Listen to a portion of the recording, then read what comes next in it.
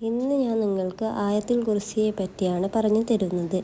നമ്മുടെ ഉദ്ദേശങ്ങൾ നിറവേറ്റാൻ ആയത്തുൽ കുർസി അതിലെ പദങ്ങളുടെയോ അക്ഷരങ്ങളുടെയോ എണ്ണത്തോളമോ അല്ലെങ്കിൽ ബദ്രീങ്ങളുടെ എണ്ണമായ 313 പ്രാവശ്യമോ ഓതിയ ശേഷം അല്ലാഹുമ്മ ഇജ്അൽഹു ബുർഹാനൻ യൂരിസു അമാനൻ വ അനിസ്നി ബിക അൻ കുല്ലി മത്ലൂബിൻ വസ്ബൈനി ബിഔനി ഇനാബത്തിക ഫിന്നൈലി കുല്ലി മറോബിൻ യാ ഖാദിറു യാ ജലീലു യാ ഖാഹിറു യാ അലീമു യാ നാസിറു കതബല്ലാഹു ല അഗ്ലിബന്ന അന വറസുലി ഇന്നല്ലാഹ ഖവിയ്യുൻ അസീസ് എന്ന് ദുആ ചെയ്ത് അല്ലാഹുവോട് നിങ്ങളുടെ ഉദ്ദേശം എന്താണോ ആ ഉദ്ദേശം മുൻനിർത്തിക്കൊണ്ട് ദുആ ചെയ്യുക.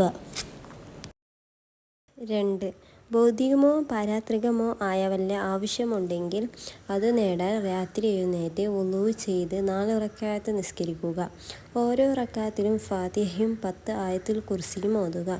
നിസ്കാരശേഷം 2 കൈകളും തലയും മേൽപോട്ട് ഉയർത്തി ഞാൻ പറഞ്ഞു തരുന്ന ദുആ ചൊല്ലുക. അല്ലാഹുമ്മ സ്വല്ലി അലാ സയ്യിദിനാ മുഹമ്മദിൻ വഅലാ ആലിഹി വസഹ്ബിഹി വബാരിക് വസല്ലിം.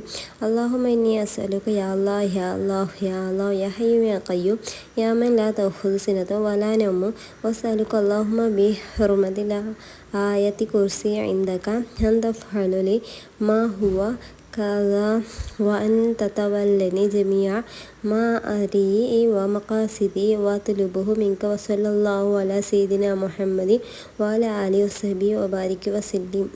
ദുആ ചൊല്ലിയ ശേഷം നിങ്ങളുടെ ആവശ്യം എന്താണെന്ന് പറയുക. അല്ലാഹു നിറവേറ്റി തരും.